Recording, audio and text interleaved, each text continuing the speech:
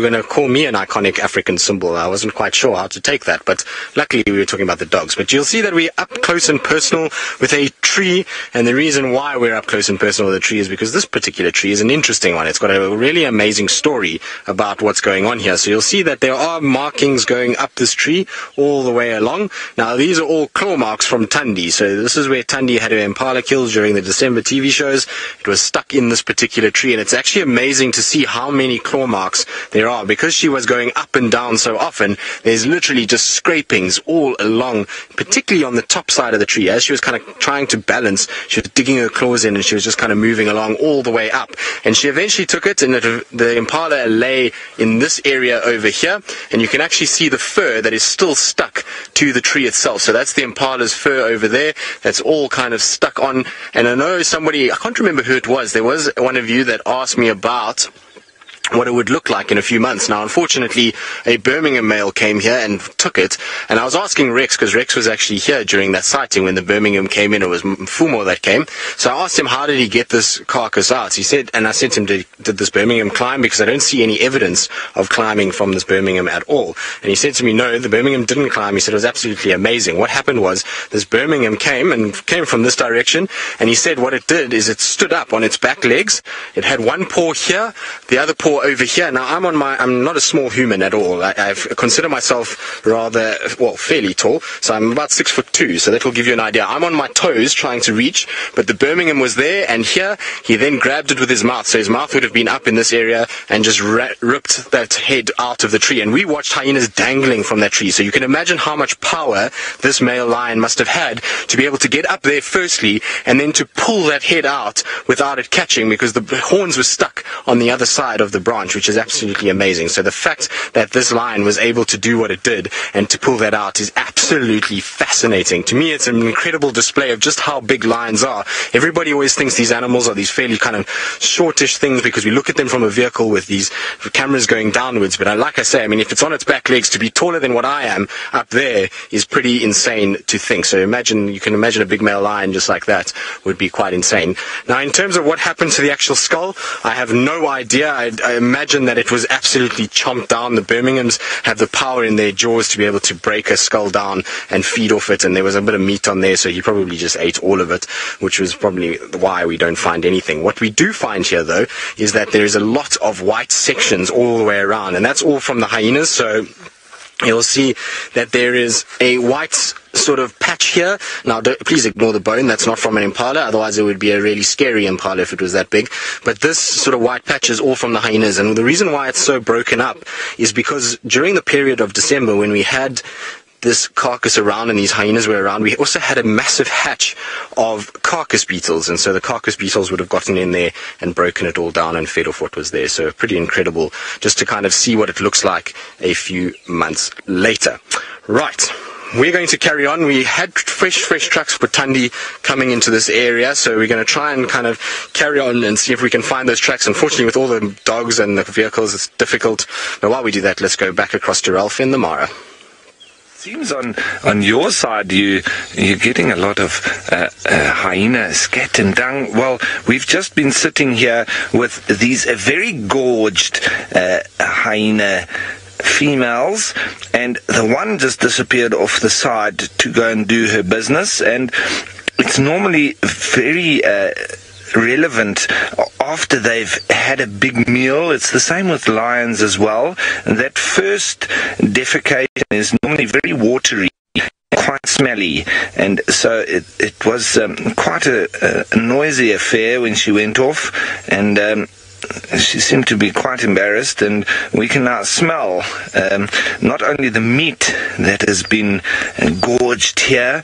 It's very much like a butchery, but there's also now the smell of the scat come through as well. So there's a very, very strong smell here in the area. And it's very meaty, but very difficult to explain. It's not a terrible smell, but it's not very delightful either. So anyway, just to give you a feel of how it is here in this little zone. So we are really enjoying being in the presence of these fat mommies and very energetic cubs. It's fascinating, and there's been lots of interaction going on, lots of greeting ceremonies. They seem to continuously do that. Now, Ravinda, you're wondering if there's any termite-eating hyena in Africa. Well, the aardwolf is the one that will eat little insects and termites and stuff like that. So the spotted hyena, the striped hyena, and the brown hyena, mostly going for carrion and hunting as well. But then the aardwolf is more of a little, a much daintier predator, eating little insects and termites and maybe a little bit of rodents and so on. So he's a much smaller prey seeker, and so that's the one, the aardwolf. A little bit rarer as well to see him as well. So yeah, there's all sorts happening. One or two going around the side. Look at that fat belly there on the hyena. And there's at least 4 or 5 of them with very fat bellies. Now, remember, hyena can go off, and if they kill something, it's not necessary that they'll share it with the group. They can gorge and feed on it entirely by themselves. So it's not always that they share. And when they do make a group killing, it's very similar to that of lions, where there is then the hierarchy which is maintained. So a dominant female, even if she didn't make the kill herself, she'll come in and take over, and once she's had her fill, she'll allow then whoever else subordinate to her to come in. And now these little babies are calling.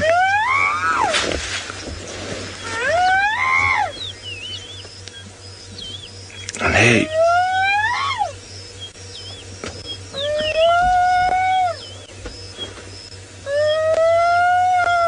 so it's just the little youngsters now calling, doing their whoop, but slightly different to the adults. Almost sound like an ambulance siren. And after they've called, the little youngsters, which had moved off a little bit into the grass playing, they've now come running. Fabulous. There they are. They've now just made their way over here. They came running when that call came. I wonder if their friends or their family members here were calling them back. There is a little bit of action going on here with the adults. It's greeting ceremonies and defecating and urinating. So everybody's trying to work each other out.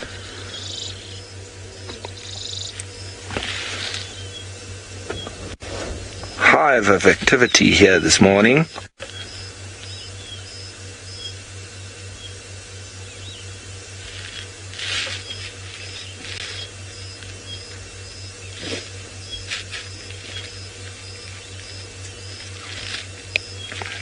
Now, Tammy, you're wondering if they'll copulate while they're nursing for the period of 18 months.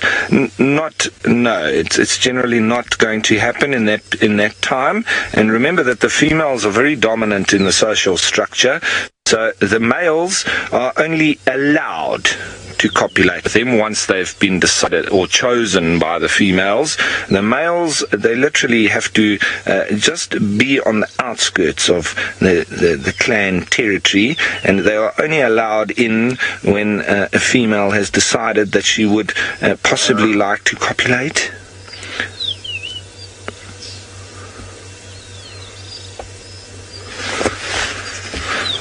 Cheryl, you're wondering what the gestation period of a hyena is. It's normally around 3 months.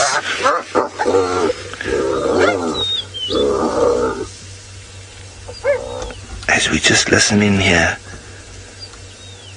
So Cheryl, it's between 3 and 4 months, the gestation period, so quite similar to that of lions.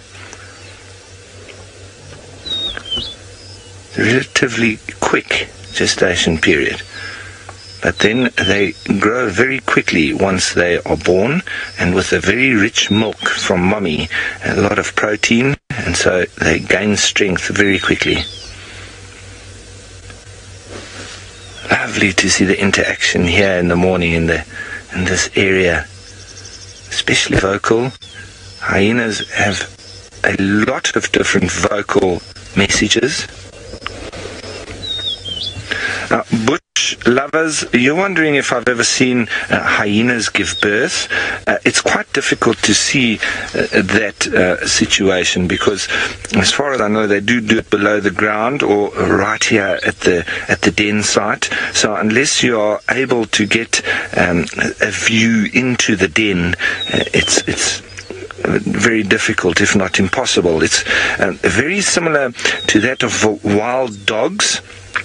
Now, wild dogs, they obviously also give birth inside a particular den site, and the only place I have actually witnessed this was in De Wild Rehabilitation Centre, which is mainly for cheetah, and they've got king cheetah there and all sorts. So a very important centre, this, and they pioneered the actual witnessing of wild dogs giving birth inside their den, but it had to be created for them with double-sided glass and or one-way glass and a chamber where you could separate yourself from the area, because there had to be absolutely no sound, because the wild dogs would pick up on that and probably move their den site or not be ready to give birth in there. So it had to be set up very well, and you are able to go down into the den area, but it needs to be in a soundproof and one-way glass little chamber. And then we did witness that, which was absolutely amazing. But I don't know if anything around that having been done for hyena. I'm going to do some research after this. That's tickled my fancy, so I'm going to find out and see a little bit about the birthing scenes, and if it's been witnessed below the ground with hyena in their den. That's a very good question. Thank you. We'll try and find out about that. So, folks, it seems it's been a very exciting morning. We started with some lions, now we're with hyenas, and over back in South Africa, they have been around the wild dogs. And speaking of which, let's send you back on over to Steve and see how doggies are getting along.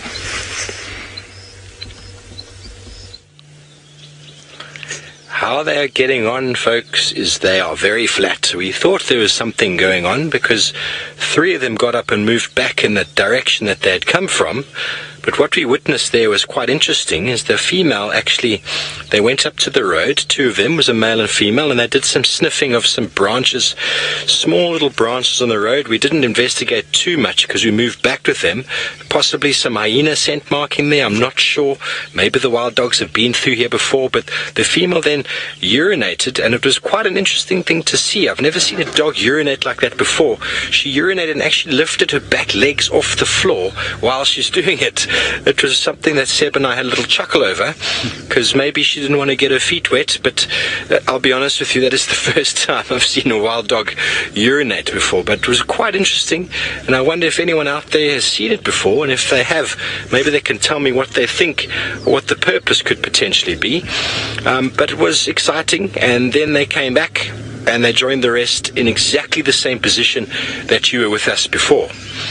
And can you get a shot on that foot, Seb? We can get a clear of the one in front now. You can see the little bit down. There we go. That one there. Okay, so we're talking before about the claw. They're all hidden. We're all hidden. Very awesome. There we go. You can see the claws there. They're not sharp. They're not protractile. I know a lot of people talk about cats having retractable claws. They're not retractable. They actually have the ability to go out. They actually live inside and they come out. Like Wolverine in the X-Men movies, his claws actually live inside of his hands, and he has the ability to throw them out when needed. Dogs, including the hyena, which is not a dog, we always say it is, have got non-retractable or protractile claws, and they are blunt for the running. Meter, you have a Rottweiler, I believe, and you're wondering, is a wild dog stronger than your Rottweiler? That is a very interesting question, but the wild dogs are not very strong individuals. They are lean, and they are fit, they are very, very fast. One-on-one against a Rottweiler, I probably would not think a wild dog would compete against a Rottweiler, but that is very debatable. They've got a different behavior. They are wild. That's a very interesting question. I wonder if anyone's ever experimented with something like that before, but the beauty and the strength in wild dogs comes in their numbers, in their pack mentality. I mean, a pack of wild dogs will quite easily chase away a small clan of hyena. As long as the dogs outnumber the hyena, they'll definitely chase them away. So when the wild dogs are formidable, but wild dogs don't tackle or attempt to tackle anything on their own. Rather avoid it. They are not the strongest of animals. You can see by their bone structure or by the shape of their bodies, they are more designed for speed and agility and distance running. And their jaws are powerful, but nowhere near as powerful as a hyena, but they can definitely outrun that fast hyenidae animal. And here we have them enjoying a little bit of shade under the tambuti trees. Quite a nice place to set up a camp. I remember what we spoke about the other day about tambuti if you were on the show.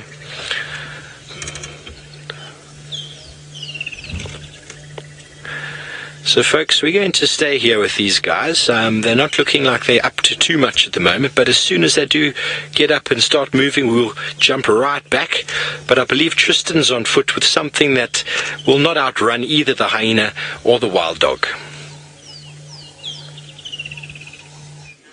And most certainly not, Steve, because I've been trying to get back into training and, well, the legs are a little sore after the last few days. But what you see here is a very interesting example of a very cool little animal that we've got. So we've got the shell of a leopard tortoise. So you can see it's multicolored. There's the white part on this side, and then you've got the scoots that are here that look as though there's something wrong with them in comparison to the scoots on the far right-hand side. Now, unfortunately, I think this poor tortoise was caught in a fire.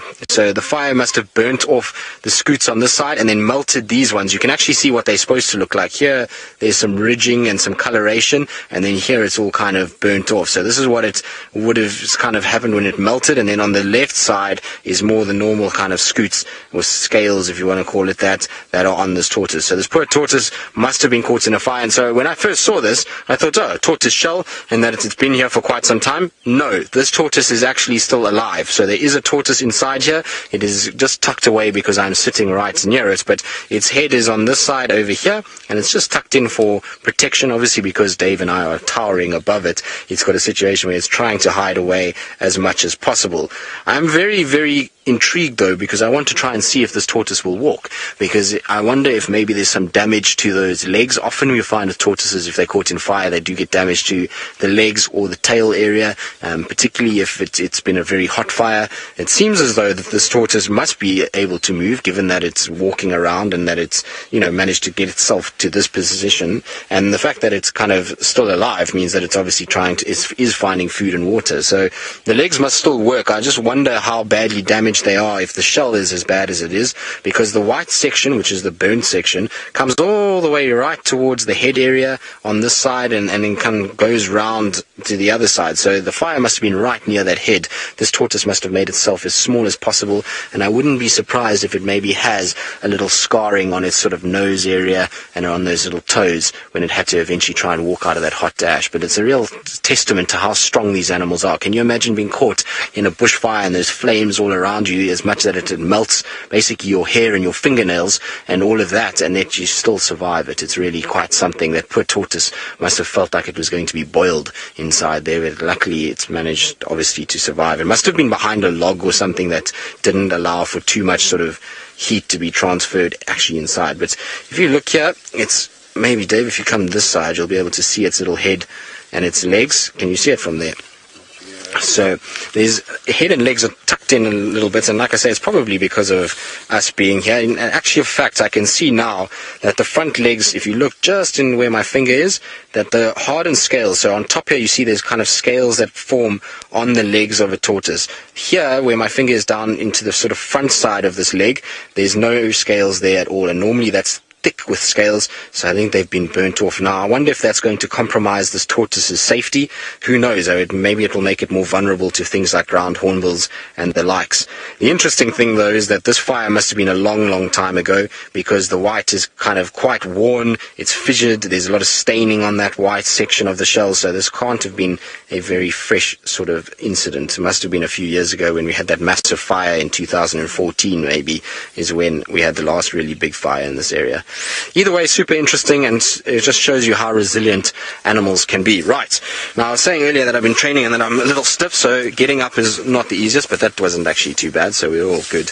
Careful behind you, doggy. There's a tree in this little ditch. So we're going to carry on and try and leave our tortoise in peace. I don't want to give it too much of stress. I think it feels like it's been stressed enough in its life over the years, that it's been caught in a fire and all kinds of other things that's probably happened to it.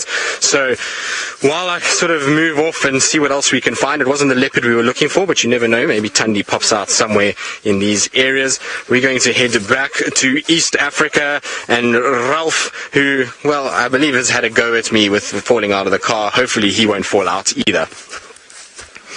I've heard off in the distance some whooping calls from other hyena, and there's been a little bit of interest from these individuals, but I'm wondering if they are calling them for food. They showed a bit of interest, but I wonder if they're going, I can't anymore. I've eaten so much, I'm going to explode.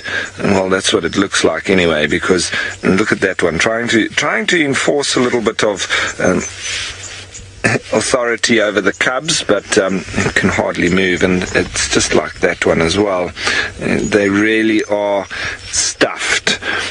I'm wondering what they've eaten, because 2 nights ago they must have eaten as well. So these hyenas are doing fantastically well, and they're obviously hunting. Proud Cat Mama, you're wondering how many cubs in a den? Well, in this den, yesterday I counted at least 10 cubs, and there were more, because 1 or 2 were disappearing down and so on. So out of 80 plus individuals, we have at least 10 cubs, and I'm talking real cubs within the 6-month age group, as these little youngsters are, and then we have more that are older than 6 months as well. So I would say within about 20 being young and juvenile and sub-adult, and so we're probably looking in excess of 50 adults, which is quite a number for a group of hyena. I haven't seen that many down in South Africa, and this is therefore wonderful for me to watch such a big group of hyena. Obviously you don't get to see all the individuals, many of them staying very far away from the den site, and the den site normally chosen quite central to that of their territory, so we can branch out in every direction from this point and find hyena within 50 kilometers of the site that could all be part of this greater group. And so it's not always easy to know which clan which hyena belongs to, because they can cover such large distances and return to the area. But obviously the den is primarily for reproduction, so it's not necessary for especially males to be in the area, and then subordinate females or females without cubs, they will just wander and come together around food as we look at that. Another obesely rotund belly. And there's some more of the little bit of older youngsters coming through as well. And they've all been around the bushes and pulling out little old bones and playing with them and calling. There's been all sorts of little chatter going on. There's one playing with a little bone. And it's very good for them to chew on things like that, bone and hooves and horn. It does help for their teeth. And they will be really wanting to chew things, and that's why sometimes they do come up to the vehicle and they take a very big interest in the tire's rubber, because I think it's a very nice texture for them to chew on.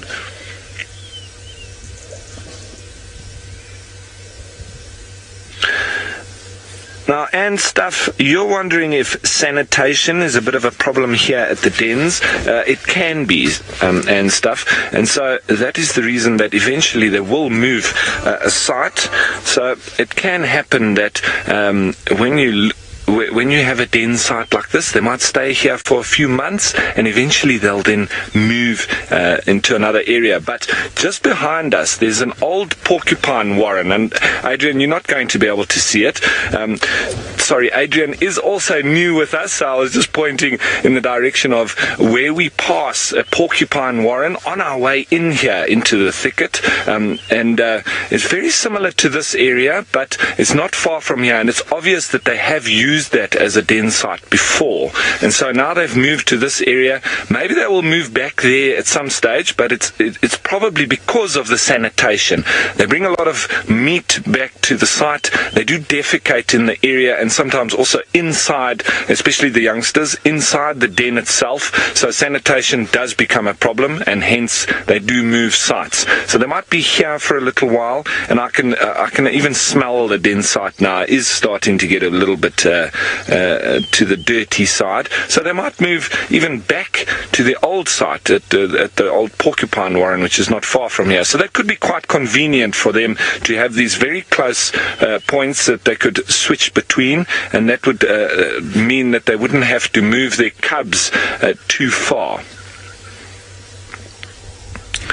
Right, and so as we speak of sanitation and dung and defecating inside the den site, let's send you on down to Tristan, who I think would like to show you much of the same. Indeed, well, not a den site, but we are going to show you dung and chat about dung. So, PT Watcher, you were wondering what is the difference between dung, scat and poo. Well, from what I understand it, and from what I've read before, and how I kind of figure it all out, is that scat is generally referred to any wild animal. So if you're tracking, and particularly in the tracking processes, you'll often use scat as a sign. So it's a track and sign, and scat is part of the signs that are left behind by animals, but mostly referring to carnivores. So we refer to most of the carnivores as having scat, and that's what they kind of have. In terms of dung, dung is more a term that should be used with domestic animals, so cows, pigs, those kind of things, sheep, goats. They would have dung, but out here we apply it to also our herbivorous animals. So we'll say elephant dung or buffalo dung or those kind of things. In terms of poo, poo is a human term, so we do not normally use poo for any animal. It's only if you are a human you would describe your excrement as poo.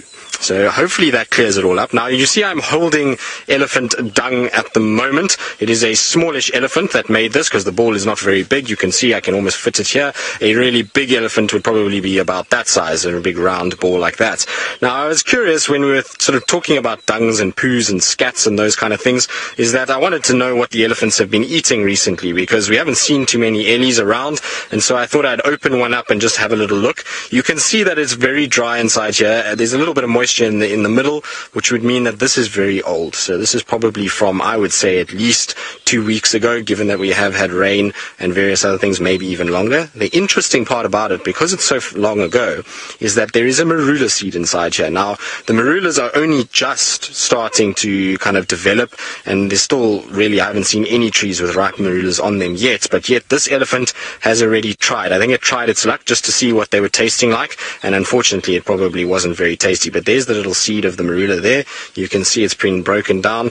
The seed itself has not been chewed. Remember, elephants don't chew very much of their food. They kind of chomp it a few times, and then it goes down on that hard palate and then is digested, and that would have then rotted away. And you probably find a number of insects would have also fed off a bit of the skin that would have been around this marula seed itself. So that's the marula, and then the rest of it, as you can see, is not really filled with too much else other than actually grass. So grass is forming a massive part of their diet at this time of the year. The summer months, elephants' diet will go pretty much about 60% of their diet will be grasses, and then the rest they'll supplement with roots and bark and leaves and those kind of things. But in this particular case, this elephant's digestive tract, most of it was grass that it was feeding on. So hopefully that clears up what scat, dung and poo is. Hopefully you'll kind of be able to use that in terms going forward. Like I say, you can use scat for elephants if you wanted to, but dung sounds better. Normally with herbivores you would use dung, and then, like I say, scat with the carnivores. Now you wouldn't want to be picking up scat if it is carnivores, because obviously lots of bacteria. At least with this, there's not too much going on.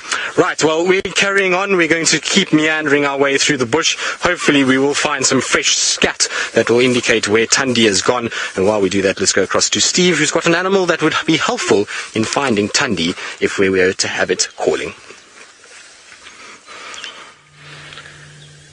And we have the very small mammal up in the tree. We have two tree squirrels that are sitting up here in the big knobthorn tree, completely unconcerned, non-concerned at all about the pack of wild dogs lying at the base of the tree. And Seb was asking me why are they not alarm calling, and that's a good question. And it's obvious that squirrels have no threat from wild dogs. I mean, I'm sure a wild dog would probably catch one on the floor if it had the opportunity, but I don't think they're fleet-footed enough to catch a squirrel. The only time a leopard can catch a squirrel is it physically chases it up the tree, and just the agility and the flexibility and the speed at which a leopard can move will catch that. So squirrels are often a good alarm call for us, but clearly if you're looking for wild dogs, don't pay attention to the squirrels because they won't be saying too much. But folks, from scat and dung, we come back to the wild dogs. We could have gone back to the road to find some of the scat there of the wild dog, but I don't think we're that interested in finding out what they've been eating. We know it's going to be meat, but it'd be impossible to ascertain what meat they might have fed on. There was one of the females that we saw before. We haven't managed to really see her face again, but the neck and the head was actually quite covered in blood, which indicates that they probably fed on something at some point this morning. That's why they're not too interested in moving around. And you can see, like Husana yesterday was panting, the temperatures now are up to 24 degrees Celsius, up 75 degrees Fahrenheit. It's definitely warmed up a bit. The sun has just moved behind the cloud, which is giving Seb and myself a little bit of respite here as the dogs enjoy the shade of the tamboti trees. They are flat out and they are very, very relaxed. There's been absolutely no movement since your last contact with us. The head is up and is down again. They are beautiful. This is a sensational morning for myself and Seb. And what else can we say? What a morning. What a morning. This is all live, folks. Everything we're showing you is happening in real time. Jurassic's asking a question: can wild dogs be domesticated? And like the wolf, it all depends on how they are born. If you bred a wolf in a captive environment, it's possible that you could domesticate it. I don't know if a wild dog is exactly the same. They are derivatives of each other. They would have been related at one point many, many years ago, many eons ago. But wild dogs are extremely wild. This is a natural breed in the wild. I don't think they are domesticatable, but if you bred a female and you took the puppies away from her, it's possible that you could domesticate them. But I've never seen it. I've never read anything about it. A Franklin just gave an alarm call there, and the dogs lifted their head. You see that? They're trying to scan and pick up any sounds that they might in the bushes. Those ears are constantly working. I can't imagine the sounds that they're able to hear. I mean, my ears are pretty tuned to the bush. When you spend enough time out here, folks, those of you who live in a city, you train yourself to not listen, because there's so much noise, there's so much ambient noise out there that you just try to drown out. You try not to smell or feel or hear. But out here, when you spend enough time in the bush, I've seen it with students that I've had for just a month or 2 months. The first day, they are absolutely blind in all aspects of their senses. And after a few weeks, by the time they leave, a month, 2 months gone, it is incredible what these people are able to pick up, what are able to absorb from the environment. And wild dogs, this is where they live. Their ears are far bigger. The organs inside the ears are far more sensitive than ours. And the ability to rotate those ears in different directions enables them to locate or triangulate the position of something that might be there. You'll notice the ears are constantly flicking from side to side. We don't have the ability of being able to move our ears like that, but monocular ear movement.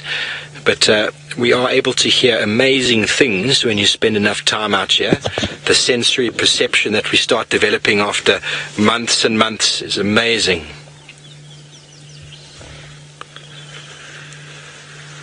Nancy asks, are the cuts in the ears? I hadn't noticed that. Are the cuts in the ears wounds or are they marks by the rangers? That's a very good question. I haven't noticed. Sid, what do you think? Do you know more about that topic? Yeah, I think it would be marks in the ears. I don't think it's from rangers. I think, folks, Seb doesn't think it's from the rangers. The packs are identified through markings, definitely, but pack size and location is how they would mark them. There's only so many wild dogs in the Kruger Park, so if they find a pack, they normally look at the number. There might be some recognizable features of individuals within the pack that they look for, and definitely they would use those markings as identification. The couple markings I'm looking at now through my binoculars don't seem to be man-made. It's possible that through their very fast movement through bushes, if any of you have walked through the bushes here before in the African savannah, there are a lot of thorns. I've got a couple scratches on my leg from the other day, and I wasn't even running. So these guys can move at a very, very fast speed, probably about 60 kilometers an hour at the gallop. That's about 35 odd miles an hour. They can keep running, which is a phenomenal speed. Kit Kat is asking which animal between a hyena or the wild dog has the best stamina, and I would suggest, just through the experience I have with them, that wild dogs have more stamina. Hyenas are more of a solitary hunter. Wild dogs can catch their prey a little bit easier with the assistance of their friends. They always exclusively hunt in packs. Hyenas also hunt in groups, but they quite often also hunt on their own, and they can pull animals down. I think they're both very, very athletic, but if it came down to it, I would probably suggest that the wild dogs are more athletic. But maybe one of the viewers out there has a different answer and can send a comment through. Let us know what you think. But at the moment, they're not very athletic. They are very flat, and they are enjoying the coolness of the morning. Or the shade, should I say. The morning's not so cool. You can see the belly's a little bit distended. An impala would have gone through these guys quite easily, shared between them. I think we counted 9 initially. We can only see 6 in the frame right now. I think 3 more are just a little bit somewhere else here towards the right of the shot. We can't see them, but initially when we had them on the road, I think I counted 9. There's the yawn. Yeah, so they would have been up at first light, and they would have been moving.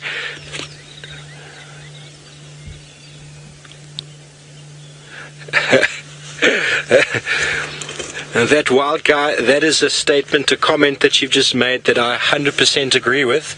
The only 2 sightings or 3 sightings I've had in my life of wild dogs were not stationary. They were impossible to keep up with. We are very lucky. It's why we haven't left, because the dogs are in one place. Obviously, we followed them, we relocated, we found them again, which is awesome. But this is as lazy as I've seen dogs. Not that I have that many sightings in my life.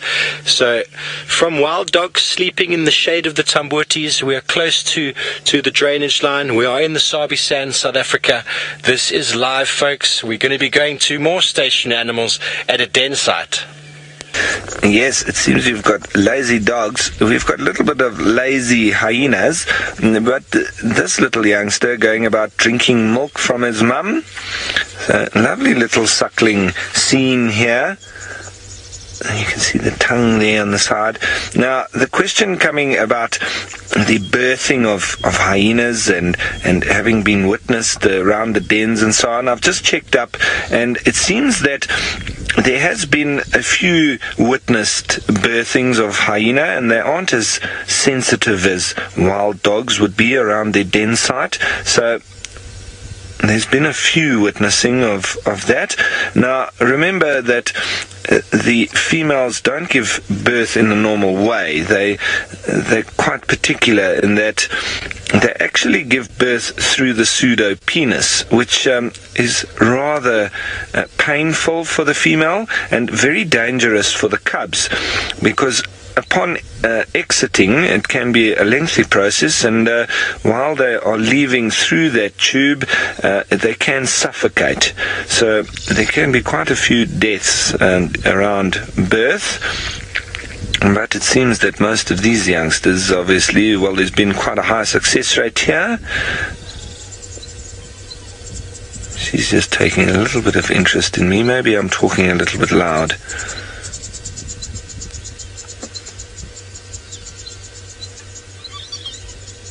Maybe she just wants to change spots. There we go. Get a bit more comfortable with that fat belly. The other youngster in the background just plopping down on his back. So it seems that there's been quite a few witnessing of that, and a very interesting birth of hyenas as well. There seems to be very intriguing behavior and birthing and feeding, and there's just so much to be interested in with hyenas, really. So lovely to spend more time with them, I would say, and I can't get enough of it, folks. So we're going to be spending lots of time around here, and I think the mornings are the best time.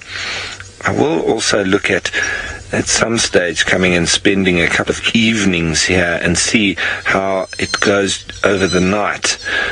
Now, obviously, I would like to be involved with them when they're hunting, but it is quite difficult to follow hyena because they obviously split up. So you've got to try and find one that is one of their better hunters and then be with that one, or listen out for the others calling. But also difficult here in the Mara Triangle, where we're not allowed to drive off-road in most areas. So I can a little bit here, but this is in the less sensitive part. So if they head over towards the black cotton soils closer to the river, I won't be able to follow them off-road. But still, I'm going to try and spend as much time around them and get as much information as we can and see how much we can learn about this particular den site and hyena in general.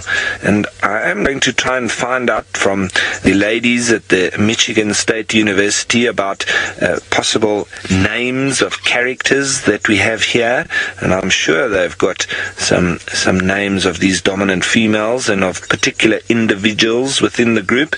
I think it would be a bit difficult for them to have named 80 plus animals, but I'm sure they've got individuals between that. So, folks, while we sit and think about our tactics of how to watch the hyenas hunting, let's send you down to Tristan, who has found exactly what I'm thinking of doing with the hyena. Well, I hope that you're not thinking of eating that hyena, because this is what we have unfolding here. As you can see, we have a lynx spider that managed to grab some sort of bee. I can't see what kind of bee it is. I can't see nicely what's going on. It's underneath a leaf, so the camera kind of is in there, but you can see it's busy injecting venom and wrapping it up now. And the amazing thing was that the bee actually had bits of pollen all over its legs, so in its little pollen pockets that they've got.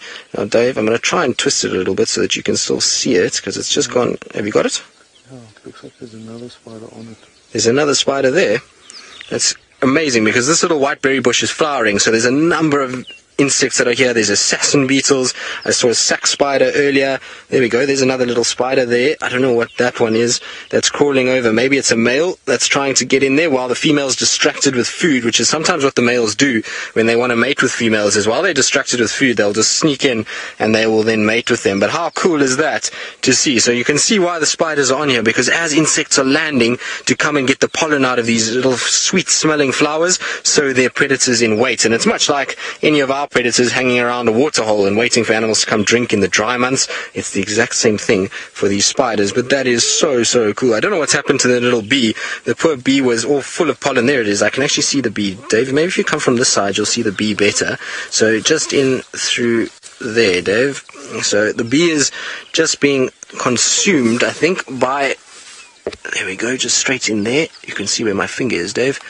There is where the little bee is. You can actually see the pollen on the legs itself. Now, the poor little thing is busy dying at the moment. It's been injected with venom, so it's slowly but surely starting to kind of become disabled and debilitated. But inside there, you'll just see little yellow sort of legs that are sticking out. Almost looks like part of the flowers and part of the tree itself. But that's where those little bee pockets, those pollen pockets are that this bee was collecting. How cool is that?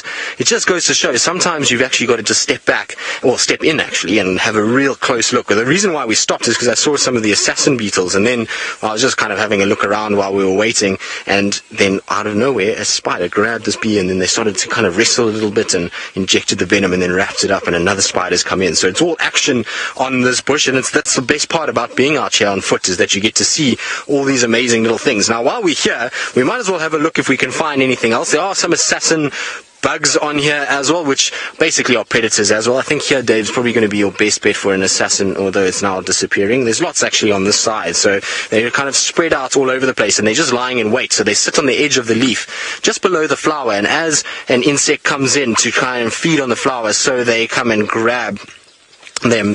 So here is one over here, but I don't want to get whacked by it, but there it is, just starting to come out. You can see that red and black, that aposematic coloration that is indicative of assassin bugs. But I don't want to be hit by one, so I'm going to remove my hand fairly shortly, because otherwise they're all starting to come this way because I'm moving the tree.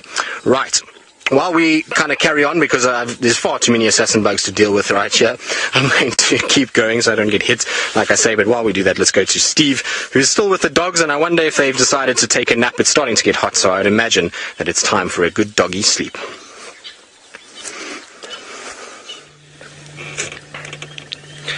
Thanks, Tristan. From predatory insects and arthropods to probably the most successful predator on the African continent, we are still here with the painted dogs, the African wild dog, and they have not done much, folks. One of the other individuals has come back from a little bit further down and joined them. We have a total of 8 now in our view. I thought we saw 9 earlier, but maybe I'm mistaken. But nothing much has happened. Every now and again a sound goes off in the distance and they stick their heads up. And Seb and I were just commenting on how where we're sitting in a drainage line, close to a drainage line, there's going to be movement of animals through here. Chelapan's not too far away, and Gari Dam is on the other side. So there is water in abundance nearby, and any animal of the right size that walks past is going to have a very hard time. Costa asks, how has the wild dog's pattern evolved like that? It's difficult to say. I mean, it's quite a camouflage. It works as a good camouflage out here. Sort of a daytime mottling. Any of you hunters out there who spend time bow hunting or hunting in the wilderness, you have your camouflage jackets and pants that you wear. The army guys as well, the military that they use. The wild dog's patterning is not too different from that. And each dog has got a bit of a unique patterning, and I'm sure it's a genetic pass down from the mother and the father, but the packs are quite nicely related, and unfortunately, because of the persecution of wild dogs in Africa, their genetics are a lot lower than they should be. There aren't that many wild dogs left in the wild these days, and so the genetic makeup is quite similar. So not like the cheetah. I think wild dogs is a little bit better in genetics than the cheetah. All the cheetah in Africa, especially southern Africa, are related, which is not good if some form of disease comes by. And I know what happened in Madikwe, a reserve up in the north of South Africa last year. Rabies was introduced through a domestic dog, and the entire, or I think a majority, it might even have been the entire wild dog pack that was there succumbed to it, and they all died, which is a very sad state of affairs. But so the coloration, definitely it's a patterning passed down. Each one is quite unique in its design, but very, very nicely camouflaged.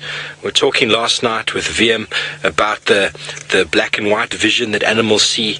Now these animals are moving around during the day, and their camouflage needs to be daytime camouflage, and it works quite well in the mottling vegetation that we find around here, especially when it gets a bit drier.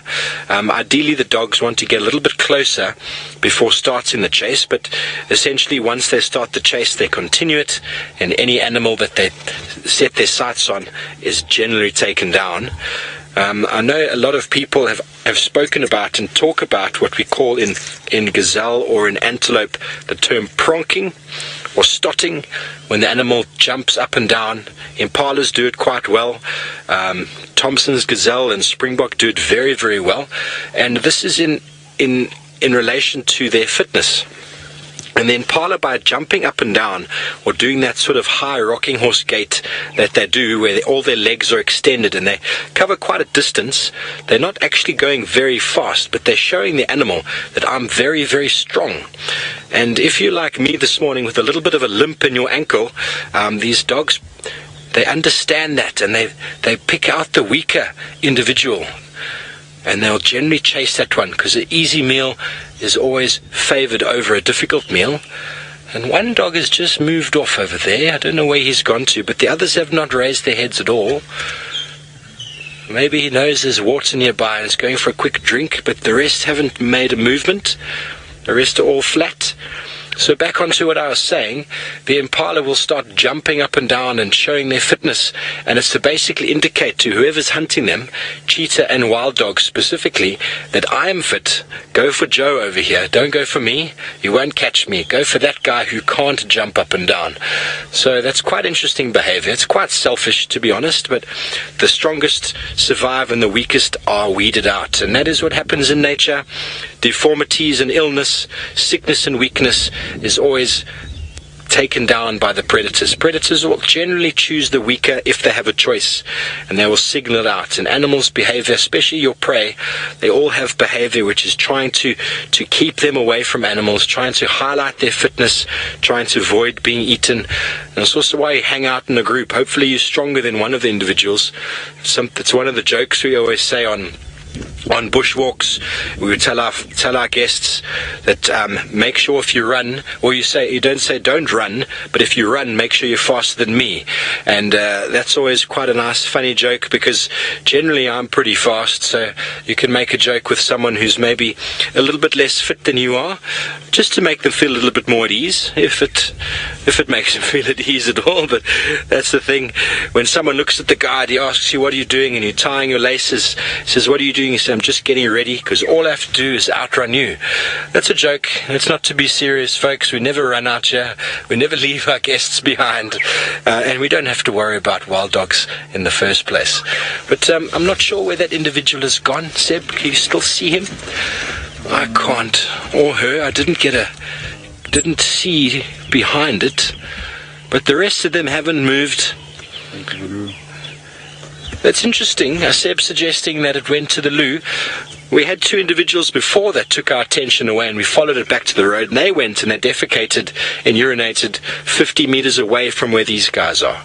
Maybe this is a ploy the wild dogs have, that they defecate in the perimeter around where they are, so the animals move left or right of that sort of perimeter, and then once inside are entrapped in this wild dog circle. I'm not sure. I can only guess. I'm making up a lot of information today. These are incredible animals. They are definitely one of a kind on the African continent, and we are blessed, absolutely blessed, to be spending this amount of time with them. And to add to the comment from before that we don't see them doing this, we don't see them doing this. And here comes the other one. He's coming back, or she's coming back to the rest. So, ladies and gentlemen, it's going to be it from myself and Seb this morning in the Djuma side. We're going to be saying goodbye to you this morning. We'll be seeing you again this afternoon. We're going to stay with these wild dogs for a few more moments, but while we do so, we're going to be going back to the Masai Mara, where Ralph has got some more of the non-dog type of animal for you. Yes, thanks, Steve. And, with those flat dogs, it seems that that's a good time for you guys to head for breakfast. So I hope you enjoy, and we'll see you this afternoon again. Now, looking there, that is that tiny little cub. It's obviously drinking on mommy. I might try and reposition in a minute, but I'm scared to, because if I start the vehicle up, that little youngster's going to run on down into the hole again.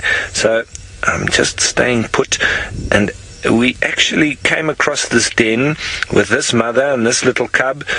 This seems to be the newest member of the clan.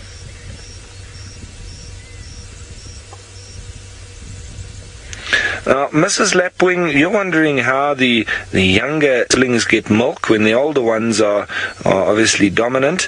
Well, it generally means that they don't have the same siblings that they're sharing milk with. So, for instance, this little youngster here, if it doesn't have a little sibling of the same age that was born at the same time, obviously one would be born slightly before the other, but still of the same litter, then that would pass on to the next litter, and then so they won't be having litters within the 18 months before they are weaned. So this little cub will have probably both the nipples to itself until it gets past 18 months and it gets weaned, and then mom can think about having another litter. And the other ones, obviously, there will be between 1 and 4 of them. So that would then depend on who's dominant between those. But you won't have, for instance, a litter and then another litter within the 18 months. So there's no worrying about that. And that's possibly why they only have 2 nipples, because they've evolved to generally only come through with 2 youngsters, and possibly only 1. It depends on how dominant the female is.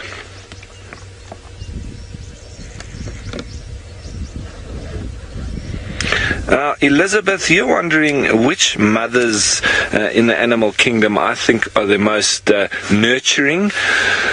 It's a difficult question, because there are so many nurturing mothers within the animal kingdom. I mean, if you look at these hyena here, they really do look after their young very well.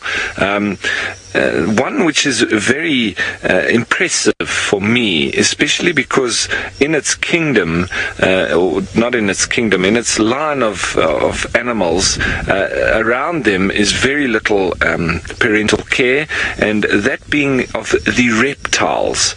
And so with the crocodile exhibiting extreme parental care from the mother, it is quite fascinating and very interesting indeed.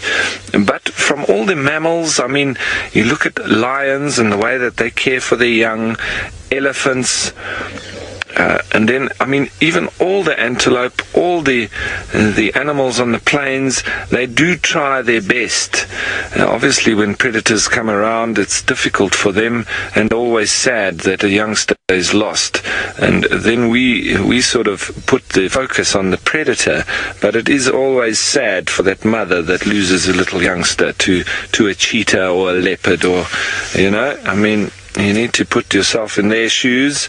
I know that's probably or luckily one of the advantages of not being extremely intelligent or emotional.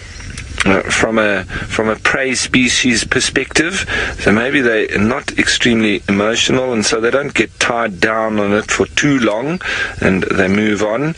And I think the more intelligent an animal is, the more emotion it is able to feel. And there's lots of comments coming through. Thank you, folks, for your comments. Everybody thinking, or lots of people thinking, that elephants are fantastic mothers. I agree with that. They are excellent mothers, and so are the younger females that help and assist the mothers with elephants. Another one is white rhino. She's a very good mother, and she will keep different aged youngsters within her little family group. So that's another one. We can just continue to think of other mothers while we're watching this these youngsters being mothered as well. So white rhino, very good parental and family care, and not really from the bull, but all right, folks, so I think maybe we'll stay here for just a little bit longer. I keep on extending, but I just can't help myself. But let's send you on over to Taylor for a little while and just see how she's getting along. I promise Craig and I have not been trying to escape work today. We haven't had any luck at all in terms of animals. So we went all the way down to the border, we did some valuable signal tests and things, and when we did have animals, we didn't have any communication, which is a little bit on the frustrating side. But don't worry, it wasn't any cheetah or any lions or hyenas tearing into a carcass, just buffalo. We had some ostriches. So it was very, very quiet. Now, we could have gone down and headed in towards the Happy Valley, where we know there's lots of prized lions, but we sort of know how the signal reacts down that way, so we just wanted to do some tests. But I don't know where the border boys have gone. I think they may have snuck into Tanzania. We also had a look around for a cheetah that has got a cub around there. She was nowhere to be seen. And then our bat-eared foxes, unfortunately we had some vehicles drive past, so they ran away again. They were just starting to come out and coming around. So we'll have to go through there when we know it's going to be a bit quieter and not so many vehicles around, and give it a bash, because I reckon if you sat there for 20 minutes completely silent, they would come out and just do their thing again. So it was quite nice. But for now, there's not much. There's a spot up here where the Egyptian goose pride like to lay around with some lions, but we didn't see them on the way down, but who knows, maybe they've come back now. There's not one thing out today. Amazing how some days you just have everything, and then other days you just have nothing. Let's see. Have we got anyone here? Is there a bird for us to even look at? I can hear a rufous nape lark. Let me drive in here, Craig. There's some birds. Where's that rufous nape lark? I can see it. So, Craig, where those thick knees have gone, up to the top, up there actually, I can point onto it. I can hear it. There it is. My favorite little bird. The one that is so kind to often show itself to me, and it's singing its heart out as they normally do. Very easy to tell that it's a rufous nape lark though, with that little crest. Although the red cap lark looks a little bit similar, but they've got more distinguished sort of red on them, an actual red cap. But they also like to fluff themselves up every now and then. But very quiet, unfortunately. Nothing happening. And with no nice weather today. It's a bit miserable. Let me try reverse out of here. Okay, no cars. Oh, what's on the road? It's a bird. I don't know what bird it is though. I'm going to have to look to see what bird it is, but it's just disappeared. It's going to pop up again now. Who's that? It's a storky of some sort. Okay. Oh, hello. Oh, it's our abdomen storks by the looks of it. We'll try and get a little bit closer to them, as a few more of them are emerging from this little ditch on the side of the road. However, Ralph is having a fun time with the hyenas this morning. Thanks, Taylor. Yes, absolutely. I just can't get enough of this, and it seems that the viewers are enjoying this sighting as well, and I'm very glad for that, everybody, because I do think we're going to be doing a lot more of this, as this mommy with the very young cub, fantastic that she's got such a fat belly, because she'll have to be presenting a lot of protein-filled milk to her little youngster. Now, there has been a few questions around parental care, and one coming through in particular, I think it's Stanley, saying that you know that there is a lot of mothering and nurturing in mammals, and you're wondering which one doesn't do that much of parental care. Well, Stanley, it is one of the characteristics of mammals to perform parental care, but I'm just thinking of ones that don't particularly do too much of it. And it's quite difficult for me to think of any, really. Mostly with the reptiles, they obviously leave their eggs and so on and disappear, and the crocodile being the exception, to look after them. But with mammals, I'm not quite sure there are any mammals that don't really protect their young. But as soon as I think of one, Stanley, I'm going to immediately be letting you know. I'm just racking my brain at the moment while I'm sitting here, but I can't for the life of me think of one. And with the antelope and so on, it does seem like they maybe just leave their young when the predators come through, and so it doesn't seem like they're too perturbed about the predator taking them, but it is not really the truth. I think that they fear for their own lives, and if the antelope then gets involved with the predator in trying to protect its young, it will obviously then lose its own line of genetics. So it's not really that clever for it to lose its own life in trying to save the young, but that is a sort of a showing of parental care, isn't it? So with all the predators, it seems that they also exhibit extreme parental care, and one in particular being that of hyena. We can see that here, and there's a lot of mothering going on, and it's fascinating to watch. Look over there, and that one's suckling again on mommy's fat. She can hardly move. She's like a whale. She's lovely in a comfortable looking little spot there. A nice indent for her. She's lying nicely on her back.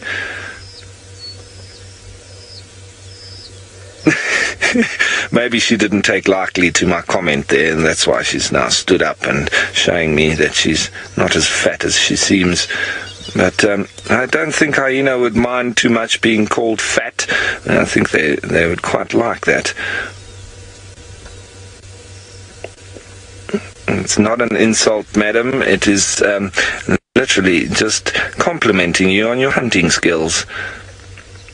Well done. Look at that. Because of it, you're able to feed the youngster.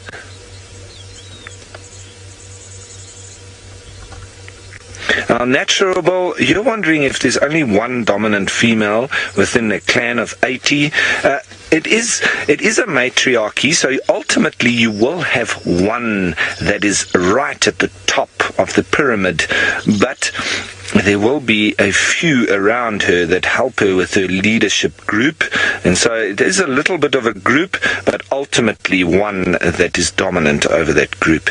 So very much like a political system, you do have, and let's say in a democracy, and I'm talking from a South African perspective, you do have a president, and then you've got all of his ministers, and then the deputy ministers below them, and so you could probably take it very similar to that with hyena.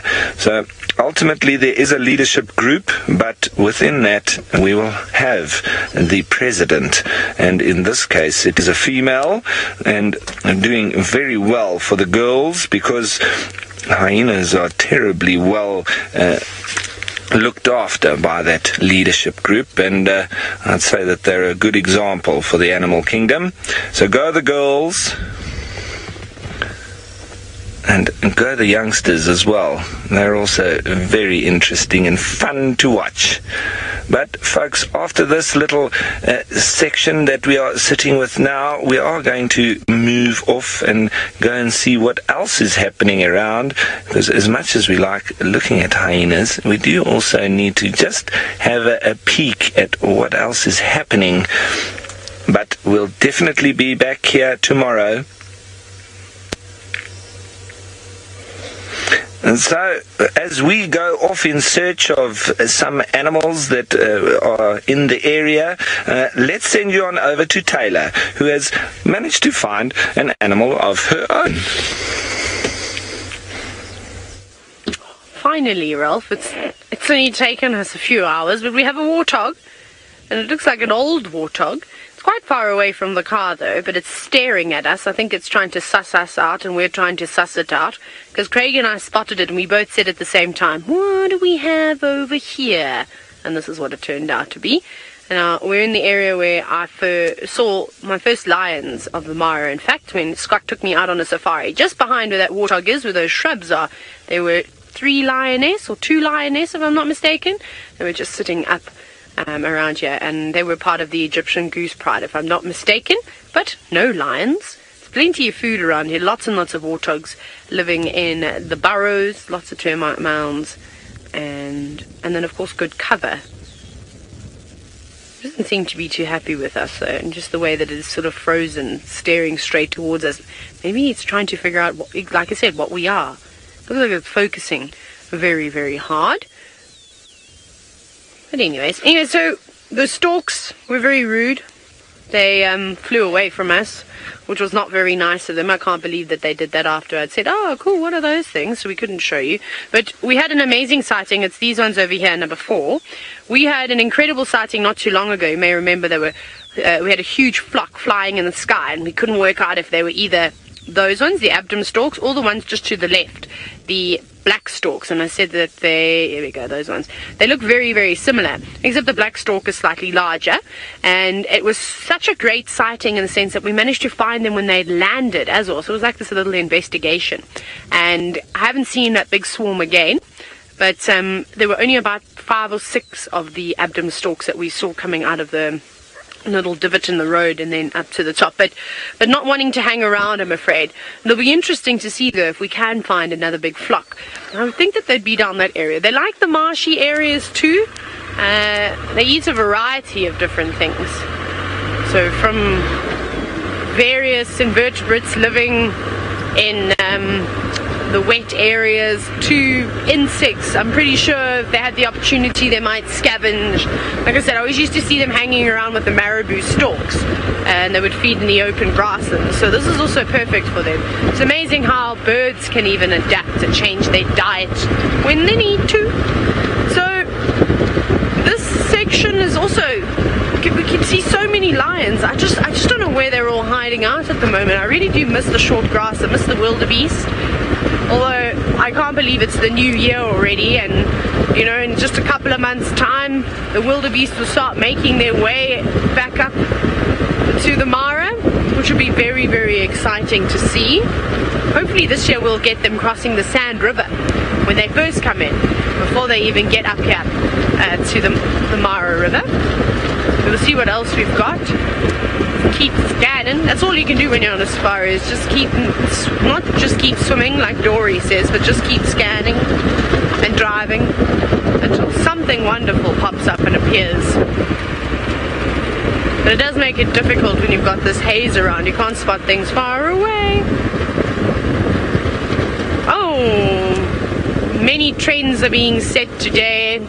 We're obviously scanning around looking for all sorts of life. Ralph is doing the same thing. Let's go and see if he can spot anything. Thank you, Taylor. And no, we haven't found anything just yet, but we have moved off a little bit from the hyena den.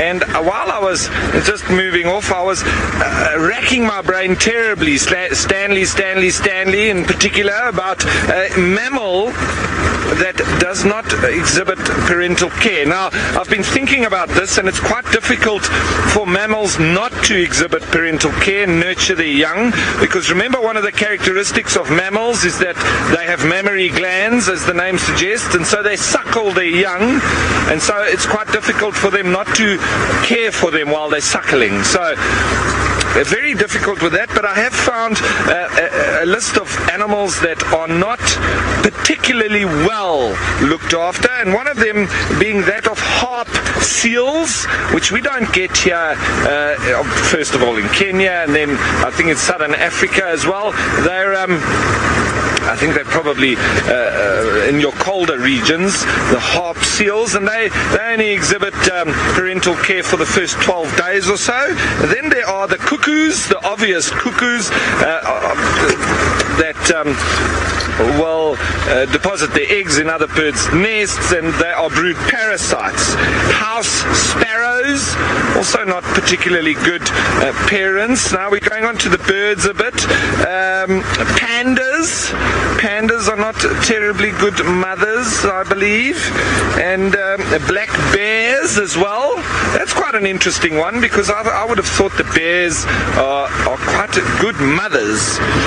The black eagles, also not particularly good mothers, so that's probably around, because a lot of the birds, especially the raptors, they will teach their young how to fend for themselves in terms of hunting and so on, and they do that by feeding them a lot of meat and carrion, and almost getting them through that stage of just being able to fly and so on. But I think the black eagle, or the Verreaux's eagle, which it's now called, they don't particularly do too much with their young. I think once they fledge, they sort of leave them on their own.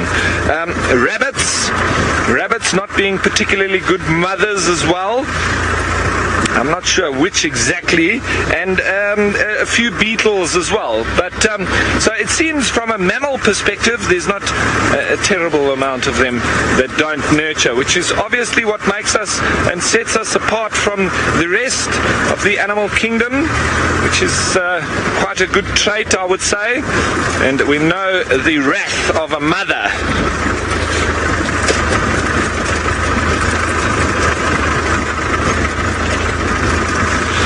Naomi, very good question there from you. What is the point of male mammals having nipples if they don't nurture from them? Geez, you guys are asking me the good questions this morning, and I'm liking it because it's really making me do some research. Naomi, I'm going to check that up, and by the time you come back to me, I am going to have an answer for you. I'm already thinking along a line, but I just want to confirm it, and I want to just give you my best answer, not just what I've gotten out of my very ugly thumb. So, ooh, hello. Adrian, up in front we've got some elephants moving through, looking around the topi and the gazelle, so quite exciting, a little bit coming up here. Now Naomi, I'm not going to forget that question, I will be coming back to you, but we're a little bit bumpy here, and I just want to get ahead a little bit so we can actually see some animals as opposed to just me driving through the mud. Hold on, Adrian and everybody, there's a little bit of mud here.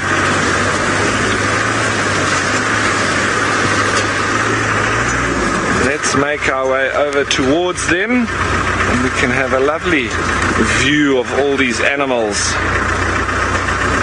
I think I'm going to stop quite soon so that we don't chase all these gazelle off, and we can then see that elephant there in the background as well. That's a lovely view there, Adrian. Nice with the gazelle and the elephant, and there seems a whole herd of elephants moving through at the back too. But that's a wonderful sight. I wonder why he was shaking his head like that in a little bit of an aggressive stance. I don't think it was for us. We're too far away. Or maybe not. maybe he was just anticipating our arrival and telling us that he's not quite interested in letting us be around him. And I don't know if he's been walking through mud or if he's wet on his back legs there. Maybe that's the reason why he's being a bit silly with us. Maybe he's in must, which is what shows in the back legs with the liquid leaking there. That's the giveaway. And he does seem a little bit off-put, which is quite normal with bull elephants in must, with that extreme amount of testosterone pumping through their bodies. And now it looks like he might have turned his attention towards us, which is not an amazing problem, but he's just obviously being a little bit like a male in must, looking for trouble, because the females want none of him around, and he then looks for the next easy target to take it out on. Is it worth the effort to come on all the way over here and cause problems with us, my man? I don't think it is. As the gazelle move in front, obviously they will scatter in front of him. Yes, what a wonderful scene this is, everybody. The gazelle walking just in front. Now, obviously, if he does start to make his way towards us, we're just going to very easily drive away from him. But he seems to have turned now, and maybe not. He's still concentrating on us. But he's still got quite a long way to come, so let him keep coming. It's lovely as he's walking towards us. It's a beautiful sight, isn't it? You can see a nice notch in his ear. That would be a very easy way, and one of the identification features that we would use of him, and obviously the shape of his tusks. But look at that now. He's now from a very far distance. He's almost concentrated entirely upon us, and decided that he's put it upon himself to come and give us a problem. We'll wait until he's a little bit closer before we go off, but he's obviously in must. You see how he's shaking his head like that? Okay, folks, I'm not going to let him come too much closer before we move off. If he starts to move towards us from that position, we're just going to, yeah, you see that head shake? Okay, buddy, let's give him a little bit of space.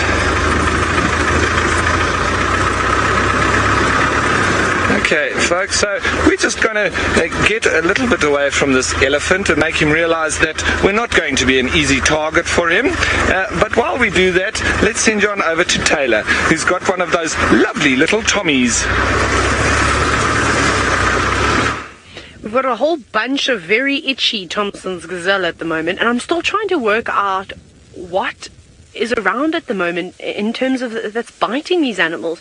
I mean, it's normal for them to have parasites, for them to have ticks, or well, that is a parasite, fleas and mites and all those types of things. That's also a topie there, a couple of them. But it's been quite crazy at the moment. I mean, these Tommies are running around trying to shake what was ever on them, trying to get them off. So something has been brought into the mire now after all the rain. Something has developed, but I don't know what it is. But they scratch, they shake themselves, their tails are swishing, so I don't know if it's flies, if it's mites, or what it is that is annoying them, but it seems to drive them crazy. But they are very, very sweet. The little ones also all chasing one another. Now, we had a question earlier from Kathleen, and it was about the Sand River, and wondering if the Sand River that we have here in the Mara is the same one that we have in South Africa, and the answer to that is unfortunately not. You may be able to hear it. Topi's making a bit of a noise at the moment. So there's many sand rivers all over Africa. I think there's probably a couple in SA, and should we have a look at him? It's a male topi that seems to be going around bossing everybody. I think he was talking, but now he stopped making this grunting sound. So essentially, the Sand River and the Sabi Sand, which is a very famous river, it gets its sources from the Drakensberg, and then we know that it meets up with the Sabi River, which is another very long river in South Africa. However, I don't know much about the Sand River here in Kenya, All I can tell you is that there are two different ones. There is also a sand river in the Free State, which is a province in South Africa, nowhere near where the sand river that we often talk about down the Sabi sand is. So I suppose wherever you go and it's a river that's predominantly sandy, it gets named that. So no relation. Hello, big boy. Listen to him.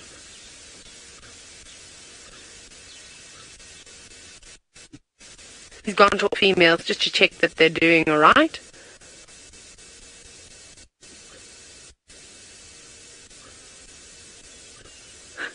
An interesting sound. And you can see the way that he's got his tail stuck out like that, nose towards the sky. Very, very bossy, these Topi boys. But just moving out of frame. Right, it seems as though Ralph has also got a similar scene to what I have. It's a common one in the Mara at the moment. Let's go and see if his Topi is also making a noise.